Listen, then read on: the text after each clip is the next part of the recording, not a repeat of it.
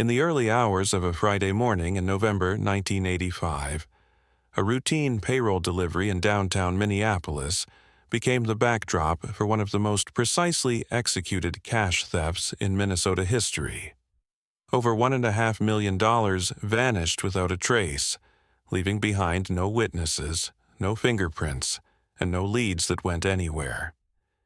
The case baffled investigators for months before quietly slipping into the archives of unsolved crimes. For nearly 4 decades, it remained there, collecting dust alongside hundreds of other cold files that seemed destined to stay that way forever. But sometimes the past refuses to stay buried. In 2024, a seemingly unrelated Social Security review triggered a chain of discoveries that would finally crack open a case the Minneapolis Police Department had long considered unsolvable. What started as routine administrative paperwork ended up exposing a web of false identities, carefully constructed alibis, and a janitor who had been hiding in plain sight for over 30 years. Before we dive deeper into this story, let us know in the comments where you're watching from. We'd love to hear from you. And don't forget to hit that subscribe button so you never miss any of our upcoming videos. The morning of November 8, 1985, began like any other at Midwest Banking Services, a financial processing company that handled payroll distributions for dozens of businesses across the Twin Cities. Located in a modest office building on Hennepin Avenue, the company had built its reputation on reliability and security. Every Friday, their armored vehicles would make scheduled runs to deliver cash payrolls to clients who still operated on traditional weekly payment systems. It was predictable, methodical, and had never experienced so much as a minor incident in over 8 years of operation. At precisely 6:15 a.m., 2 armed guards loaded a specially reinforced briefcase into their vehicle. The case contained $1.6 million in mixed denominations, pre-counted and sealed according to federal transport protocols. The money was destined for 3 separate manufacturing facilities on the city's south side, each expecting their delivery before the 8 a.m. shift change. The route was standard, the timing was routine, and the security measures were the same ones that had protected countless similar shipments without incident. The guards, both veterans with impeccable records, followed their established procedure to the letter. They conducted a perimeter check of their vehicle, verified the sealed integrity of the case, and radioed their departure time to the central dispatch. Traffic was light, visibility was clear, and nothing suggested that this Friday would be any different from the hundreds that had come before it. 22 minutes later, the armored vehicle was found idling in an empty parking lot 6 blocks from its intended route. The driver's side door hung open, the engine was still running, and the briefcase was gone. Both guards lay unconscious on the pavement beside the truck, their weapons missing, their radios destroyed. When paramedics arrived, neither man could recall what had happened. The last thing they remembered was stopping at a red light on Washington Avenue. Everything after that was a complete blank. The scene defied explanation. There were no signs of a struggle, no skid marks on the asphalt, and no damage to the vehicle itself. The guards had suffered what appeared to be minor head injuries, but medical examinations revealed no evidence of blunt force trauma. Instead, both men showed symptoms consistent with having been rendered unconscious through chemical means, though no traces of any substance could be detected in their blood work hours later. Investigators from the Minneapolis Police Department arrived within minutes of the initial call. They secured the area, photographed every detail, and began canvassing for witnesses. The parking lot sat adjacent to a small commercial district that should have been bustling with early morning activity, yet no one reported seeing anything unusual. No one heard shouting, gunshots, or the sounds of a confrontation.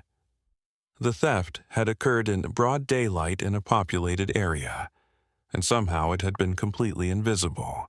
The briefcase itself was custom-built for high-value transport, weighing nearly 40 pounds when empty and secured with dual combination locks that required two separate codes to open. Federal banking regulations mandated that only the sender and the receiving facilities possessed those codes, and neither had been compromised. The case was designed to be virtually impossible to break into without specialized equipment, and even then, the process would take considerable time and make significant noise. Within hours, the FBI joined the investigation due to the interstate nature of the banking company's operations and the substantial federal regulations governing armored transport. Agent Patricia Solis, a specialist in organized financial crimes, took the lead on the case. Her initial assessment was that this was not the work of opportunistic criminals or desperate amateurs. The precision of the timing, the apparent use of chemical incapacitation, and the complete absence of physical evidence suggested a level of planning and sophistication that pointed to professional criminals with extensive experience. The investigation expanded rapidly. Every employee of Midwest Banking Services underwent thorough background checks and polygraph examinations. Client companies were scrutinized for potential inside information leaks. The route taken by the armored vehicle was analyzed minute by minute, with investigators mapping every possible point where the guards could have been intercepted. Security footage from nearby businesses was collected and reviewed, though most establishments in the area used outdated systems with poor resolution and limited coverage. Agent Solis focused particular attention on the guards themselves. Both men had worked for the company for over 5 years, had clean criminal records, and showed no signs of financial distress that might indicate complicity. Their medical records revealed no history of drug use or conditions that might explain their memory loss. Repeated interviews yielded nothing new. Both men remained genuinely baffled by what had occurred. They insisted they had followed protocol exactly and had no recollection of stopping anywhere other than at routine traffic signals. The chemical analysis of the scene proved equally frustrating. Forensic teams found no residue of known incapacitating agents on the vehicle, the guards' clothing, or the surrounding area. Whatever had been used to render the men unconscious had either dissipated completely or was so exotic that standard testing couldn't identify it. This detail particularly troubled investigators, as it suggested access to substances not readily available to typical criminals. 3 weeks into the investigation, the first potential lead emerged. A maintenance worker at a nearby office building reported that he had noticed an unfamiliar van parked in the area around the time of the robbery. The vehicle was white, possibly a Ford, and bore the markings of what appeared to be a commercial cleaning service. The worker hadn't thought much of it at the time, assuming it belonged to a legitimate business making an early morning service call. However, when police canvassed all known cleaning companies in the area, none could account for having a vehicle in that location on that morning. The van sighting triggered an intensive search through motor vehicle registrations and commercial licensing records. Investigators compiled lists of every cleaning service, maintenance company, and commercial van owner within a 50-mile radius of Minneapolis. Each was contacted and asked to provide documentation proving the whereabouts of their vehicles on November 8th. The process was exhaustive and time-consuming, but it represented the only tangible clue the investigation had produced. As November turned to December, the case began to lose momentum. Despite hundreds of interviews, thousands of hours of surveillance footage review, and extensive forensic analysis, investigators had found no concrete evidence pointing to specific suspects. The reward offered by Midwest Banking Services, initially set at $50,000, was increased to $100,000, but it generated only a handful of false leads and attention-seeking confessions that quickly proved worthless. Agent Solis compiled a comprehensive profile of the likely perpetrators based on the evidence available. She concluded that the heist had been carried out by a small team of experienced criminals, probably no more than 3 or 4 individuals who had conducted extensive surveillance of the target before acting. They possessed knowledge of the guard's route and timing that suggested either inside information or meticulous observation over an extended period. The use of what appeared to be sophisticated chemical incapacitation indicated access to specialized materials and expertise beyond typical street criminals. Most importantly, their ability to execute the operation without leaving behind any usable physical evidence demonstrated a level of discipline and preparation that marked them as professionals. The profile painted a picture of criminals who had likely worked together before, possibly with backgrounds in military or law enforcement that would explain their tactical precision. They understood surveillance systems well enough to avoid detection, possessed the technical knowledge to disable security equipment, and had the connections necessary to dispose of such a large sum of stolen currency without triggering alerts in the banking system. Yet, despite this detailed psychological portrait, investigators still had no names, no faces, and no concrete leads to pursue. By early 1986, the active investigation had been scaled back significantly. The FBI maintained the case file and continued to follow up on occasional tips, but resources were redirected to more promising cases. Midwest Banking Services implemented enhanced security protocols and rerouted their delivery schedules to prevent similar incidents.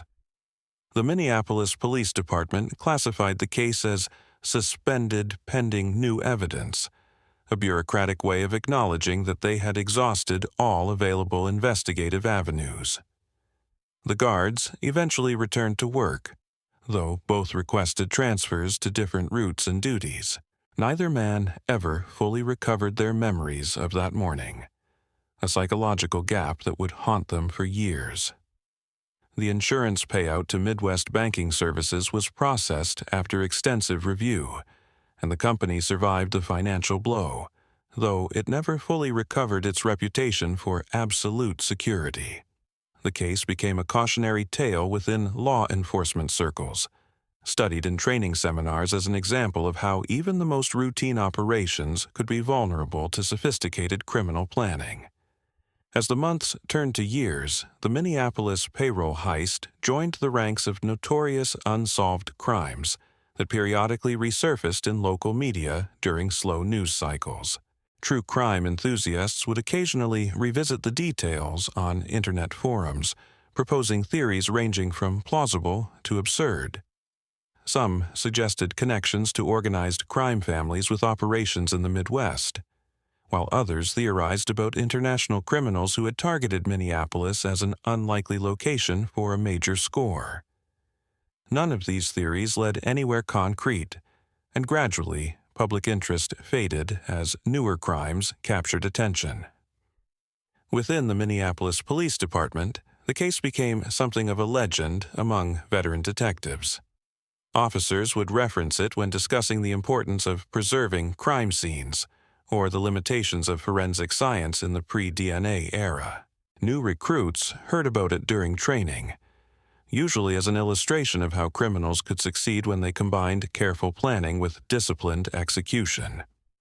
The case file grew thicker over the years, as periodic reviews added new documentation, but the core mystery remained unchanged.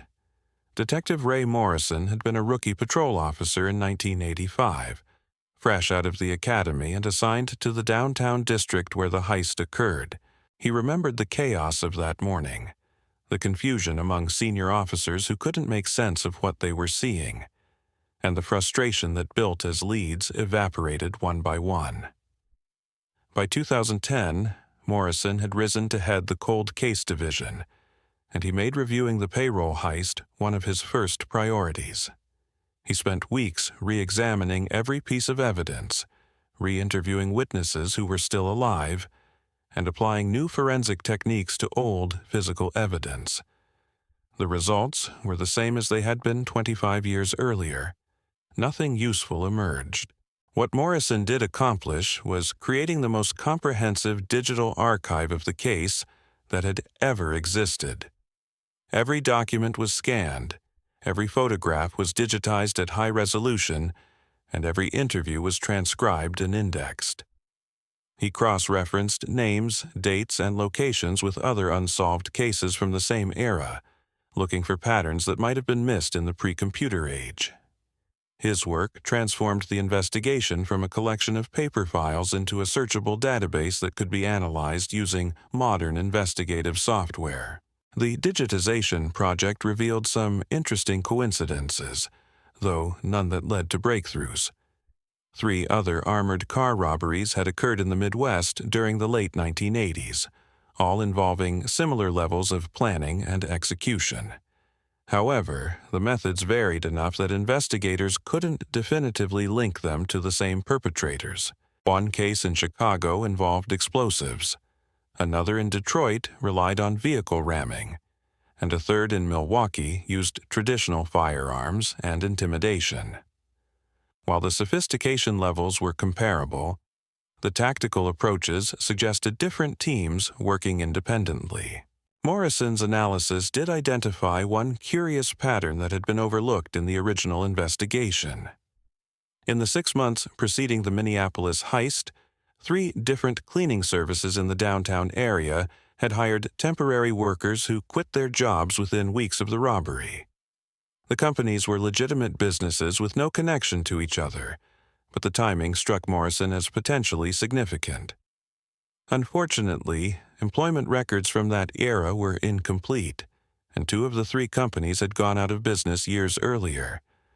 The surviving paperwork contained names and social security numbers, but follow-up investigations revealed that all the information provided by these temporary workers had been falsified. This discovery led Morrison to expand his search into employment records across the service industry throughout 1985. He theorized that the perpetrators might have used temporary jobs to conduct surveillance of their target, while establishing seemingly legitimate reasons to be in the area. The hypothesis was sound, but the execution proved nearly impossible. Record-keeping in the 1980s was inconsistent at best. Many businesses had closed or been sold multiple times, and the paper trail had degraded significantly over 2.5 decades. Despite these obstacles, Morrison's systematic approach did uncover something interesting. A janitorial service called Metro Clean Solutions had been contracted to maintain several office buildings in the downtown area during 1985, including the building that housed Midwest Banking Services. The company had employed dozens of temporary workers throughout that year, most of whom worked only briefly before moving on to other jobs. Metro Clean Solutions had ceased operations in 1987, and its owner had died in 1994, taking whatever knowledge he might have possessed to the grave. The employment records that survived from Metro Clean Solutions were fragmentary, but they included payroll information that listed names, addresses, and social security numbers for workers. Morrison spent months tracking down these individuals, most of whom had moved multiple times and were difficult to locate. Those he found were able to provide little useful information, recalling only that the work was routine and unremarkable. Several mentioned that the company seemed to have unusually high turnover, with new faces appearing and disappearing regularly, but none could recall specific individuals who might have seemed suspicious. One name from the Metro Clean Solutions records stood out for an unusual reason. Marcus Thompson had been employed by the company for exactly 3 weeks in October 1985, working the night shift in several downtown office buildings. His employment application contained all the required information, but when Morrison attempted to verify it, every detail proved to be false. The address didn't exist, the previous employer had no record of him, and the Social Security number belonged to someone who had died in 1979. Thompson had simply vanished from all records after his brief employment with Metro Clean Solutions, leaving behind only a fabricated identity and a few paychecks that had been cashed at different locations around the city. Morrison's discovery of the fabricated identity sent a surge of renewed energy through the cold case investigation. Here was the first concrete evidence in decades that someone had deliberately positioned themselves within the operational sphere of the target just weeks before the heist. The timing was too precise to be coincidental, and the level of identity falsification suggested criminal sophistication that aligned perfectly with the original FBI profile. The detective began mapping Marcus Thompson's work schedule against the known movements of the Midwest Banking Service's armored vehicles. Metro Clean Solutions had assigned Thompson to clean 3 different buildings during his brief employment, and remarkably, 2 of them provided direct sightlines to the loading dock where the payroll deliveries originated. From the 8th floor of the Meridian building, someone could observe the entire departure routine with binoculars. The 3rd building, ironically, was located just 2 blocks from the parking lot where the unconscious guards had been discovered. Morrison realized he was looking at a surveillance operation that had been meticulously planned and flawlessly executed. Thompson hadn't just taken a job to blend into the area. He had specifically chosen positions that would allow him to study every aspect of the target's security procedures. The night shift timing meant he could observe without interference, document patterns, and identify vulnerabilities while appearing to be nothing more than an industrious cleaning worker earning an honest wage. The paychecks provided another avenue of investigation. Each had been cashed at a different location, a pattern that suggested deliberate effort to avoid establishing routines that might be remembered by bank tellers or check-cashing service employees. Morrison visited every location, armed with the few surviving security photos from 1985, but the images were too grainy and degraded to be useful for identification purposes. The businesses themselves had changed hands multiple times, and none of the current employees had been working there nearly 4 decades earlier. However, the geographic distribution of the check-cashing locations revealed something interesting. Rather than being scattered randomly across Minneapolis, they formed a rough circle around a specific neighborhood in South Minneapolis.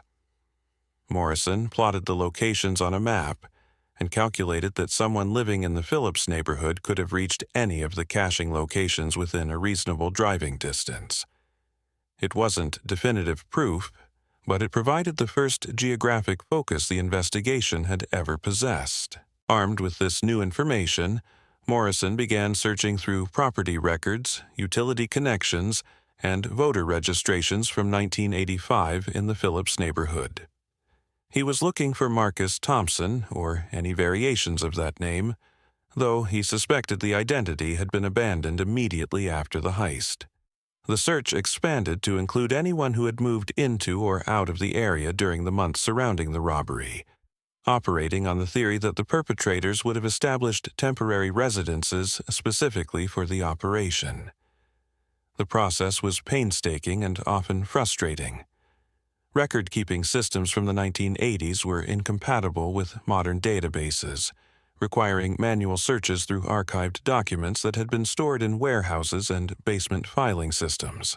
Many records had been damaged by water, fire, or simple neglect over the decades. Morrison spent weeks in dusty storage rooms, wearing latex gloves and a respirator mask, carefully examining documents that crumbled at his touch. 3 months into this archival investigation, Morrison found what he was looking for in an unexpected place. The Minneapolis Public Library had maintained detailed records of library card applications from the 1980s as part of a research project on literacy programs in urban communities. Among the thousands of applications from 1985 was one submitted by Marcus Thompson, using the same false address that had appeared on his employment application with Metro Clean Solutions. The library card application contained one piece of information that the employment records had lacked: a signature. Someone calling himself Marcus Thompson had personally signed the document in what appeared to be natural handwriting, rather than the careful printing that characterized most forms filled out with false information. Morrison immediately contacted the FBI's Forensic Document Analysis Unit, requesting that the signature be digitized and entered into their handwriting comparison database. While waiting for the FBI analysis, Morrison continued his systematic search through the Phillips neighborhood records. He expanded his focus to include not just residential records, but also vehicle registrations, business licenses, and even parking violation citations from the period. The theory was that professional criminals planning a major operation would need to establish multiple layers of legitimate presence in the area to avoid detection. The breakthrough came from an unexpected source. Minneapolis had maintained detailed records of snow removal violations from the harsh winter of 1985-86, including the names and addresses of vehicle owners who had been cited for parking violations during snow emergencies. Among the hundreds of citations issued in December 1985 was one for a white Ford van registered to an address in the Phillips neighborhood. The owner was listed as David Kowalski, and the vehicle description matched the suspicious van that had been reported near the scene of the robbery. Morrison felt his pulse quicken as he cross-referenced the address. David Kowalski had rented a small apartment on Portland Avenue in September 1985, just 2 months before the heist. The lease had been paid in cash for 6 months in advance, an unusual arrangement that the landlord had noted in his records. Kowalski had provided references and employment verification, but when Morrison attempted to trace them decades later, he found the same pattern of falsification that had characterized the Marcus Thompson identity. The apartment building still existed, though it had been converted from rental units to condominiums in the 1990s. Morrison interviewed the current residents and tracked down the original landlord, now in his 80s and living in a retirement community in Bloomington. The elderly man remembered David Kowalski clearly, describing him as a quiet tenant who paid his rent promptly and never caused any trouble. He was tall, probably in his 30s, with brown hair and what the landlord recalled as unusually calloused hands for someone who claimed to work in an office. More importantly, the landlord remembered that Kowalski had specifically requested an apartment on the building's top floor with windows facing north toward downtown Minneapolis. At the time, this had seemed like a reasonable preference for someone who wanted a view of the city skyline. In hindsight, Morrison realized it provided a perfect observation post for monitoring the target area from a safe distance. The landlord also recalled that Kowalski had moved out abruptly in February 1986, just 3 months after the robbery, claiming that his job was transferring him to another city. He had left the apartment spotlessly clean and forfeited his security deposit, rather than wait for the formal inspection process. The landlord had been grateful for such a considerate tenant and had never questioned the sudden departure. Morrison's investigation now had 2 confirmed false identities: Marcus Thompson and David Kowalski, both connected to the same geographic area and time period. The handwriting analysis from the FBI confirmed that both signatures had been written by the same individual, establishing a definitive link between the surveillance operation and the residential presence in Phillips' neighborhood. For the first time since 1985, investigators had concrete evidence of how the perpetrators had prepared for their crime. The white Ford van became the next focus of investigation. Motor vehicle records showed that it had been purchased from a used car dealer in St. Paul using cash and the David Kowalski identity. The dealer had kept detailed records, including a photocopy of what appeared to be a valid driver's license. However, when Morrison contacted the Minnesota Department of Motor Vehicles, he discovered that no license had ever been issued to David Kowalski with that license number. The document had been a sophisticated forgery, good enough to fool a car dealer but created using a non-existent number. The van itself had been reported stolen 3 weeks after the robbery, abandoned in a remote parking lot near the Minneapolis-St. Paul International Airport. Police had recovered it and held it in their impound facility for the required period before sending it to auction. The vehicle had been thoroughly processed for evidence at the time, but investigators in 1986 had no reason to connect it to the payroll heist. It was simply another stolen vehicle, recovered and disposed of according to standard procedures. Morrison requested the original evidence report from the van's recovery, hoping that forensic techniques unavailable in 1986 might reveal useful information from preserved evidence samples. The report contained detailed photographs of the vehicle's interior and exterior, along with fingerprint lifts that had been taken from various surfaces. None of the prints had matched any individuals in the database at the time, but Morrison realized that the automated fingerprint identification systems of 2010 were vastly more sophisticated than those available in the 1980s. The evidence samples from the van had been stored in the police department's long-term facility, carefully cataloged and preserved according to protocols that had been established for major unsolved cases. Morrison personally retrieved the boxes containing fiber samples, fingerprint cards, and photographs, treating each item as if it contained the key to finally solving the case that had defined his career. The fingerprint reanalysis produced immediate results. Modern computer systems identified partial prints from the van's steering wheel and door handles that matched prints in the FBI's national database. The match belonged to someone named Robert Chen, who had been arrested for burglary in Seattle in 1992, 7 years after the Minneapolis heist. Chen's criminal record showed a pattern of sophisticated property crimes across multiple states, but he had never been connected to violent offenses or major organized criminal activity. Morrison felt a familiar surge of excitement tempered by decades of investigative experience. Robert Chen represented the first real suspect the case had produced, but he was also 7 years older now and could be anywhere in the country. The detective began the process of tracking down Chen's current location, knowing that this lead might finally provide the breakthrough that had eluded investigators for 39 years. But as Morrison would soon discover, Robert Chen was just the beginning of a trail that would lead to revelations far more complex and surprising than anyone had imagined. The search for Robert Chen began with standard database queries that quickly revealed he had died in a car accident in Portland, Oregon in 1998. Morrison's initial disappointment gave way to renewed determination, as he realized Chen's death didn't close the door on the investigation. It opened a new one. If Chen had been involved in the heist, there had to be others, and someone was still alive carrying the secret of what happened that November morning in 1985. Chen's criminal record painted the picture of a career burglar who specialized in commercial properties and had worked with various partners throughout the Pacific Northwest during the late 1980s and early 1990s. His arrest reports mentioned associates, though most were identified only by street names or partial aliases. Morrison began cross-referencing these names with unsolved crimes from the same period, looking for patterns that might reveal Chen's network of criminal contacts. The breakthrough came from an unexpected direction.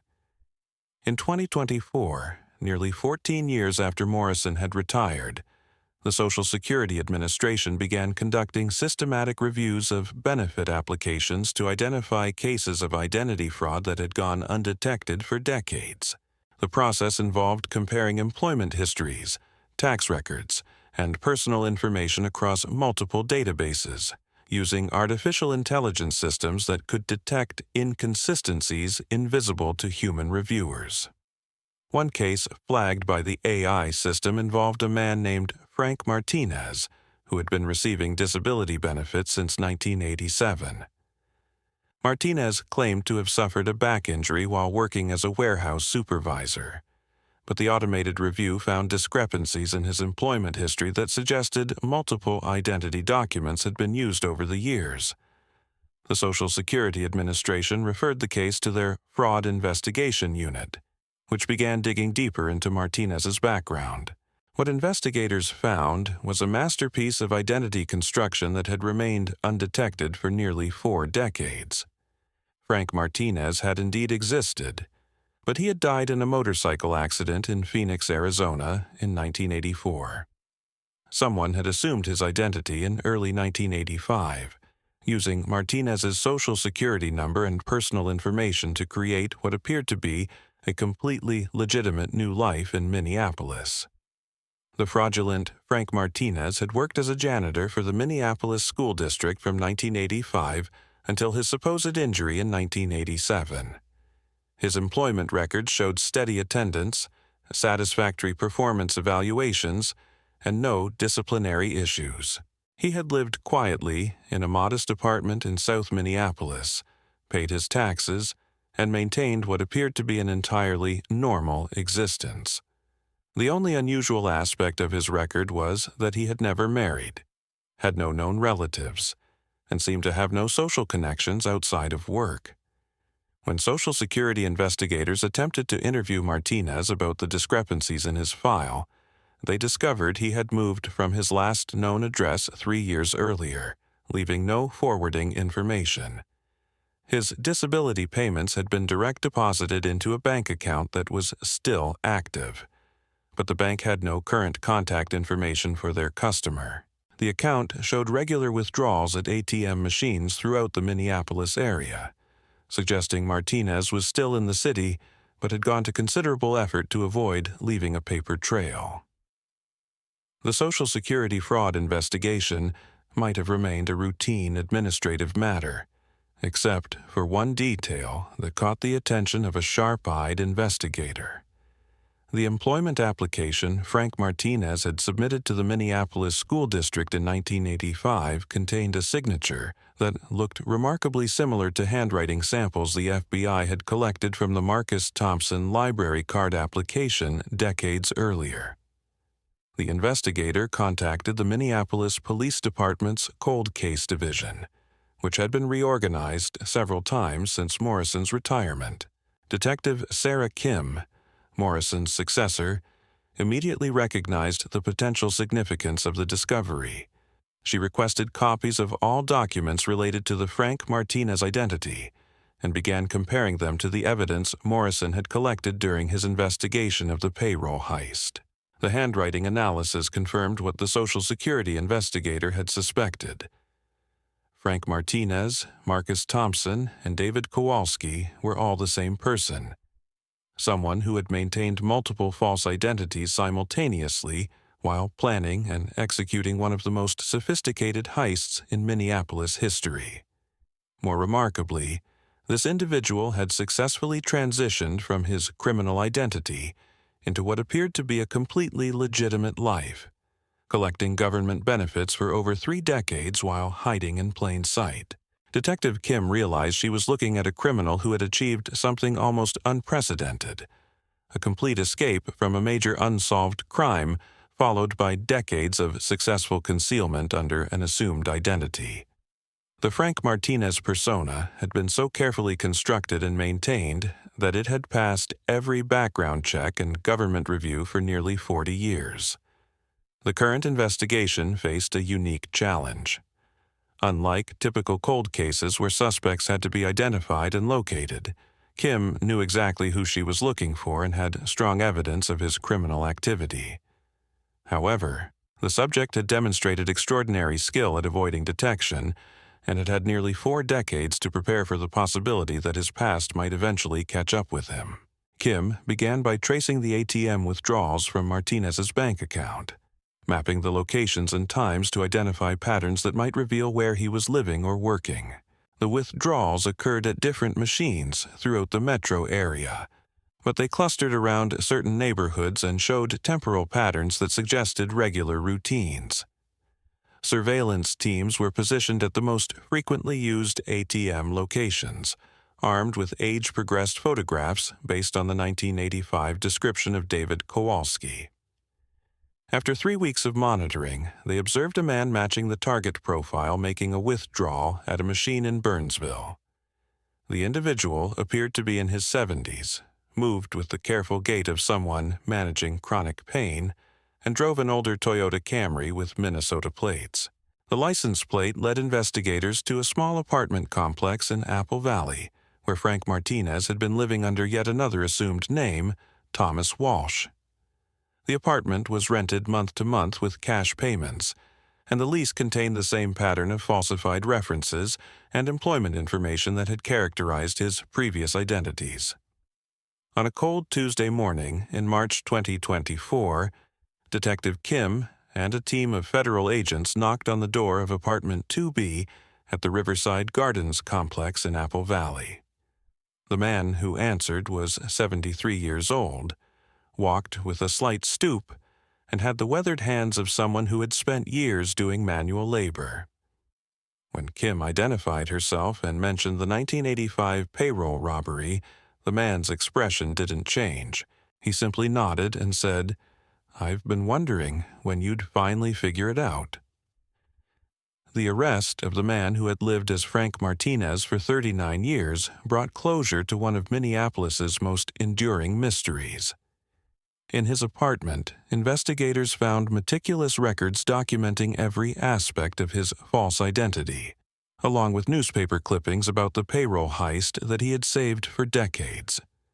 Hidden in a safety deposit box were detailed plans of the 1985 operation, photographs of the surveillance locations, and a handwritten confession that he had apparently prepared years earlier. The confession revealed that the heist had been planned and executed by 3 men: Robert Chen, Marcus Thompson, and Frank Martinez, all of whom were themselves assumed identities. The real names of his accomplices died with them, as both Chen and the third member of the team had passed away years earlier. The man who had lived as Frank Martinez chose to maintain his silence about their true identities, taking those secrets with him as his final act of loyalty to partners who were long beyond the reach of justice. In the end, the $1.6 million that vanished in 1985 had funded nearly 4 decades of quiet retirement for a man who had successfully disappeared into the fabric of American society. His capture represented not just the solution to a decades-old crime, but a testament to the patience and persistence of investigators who refused to let the past remain buried. Sometimes justice takes 39 years to arrive, but when it does, it brings with it the satisfaction of finally closing a chapter that many thought would remain forever unfinished.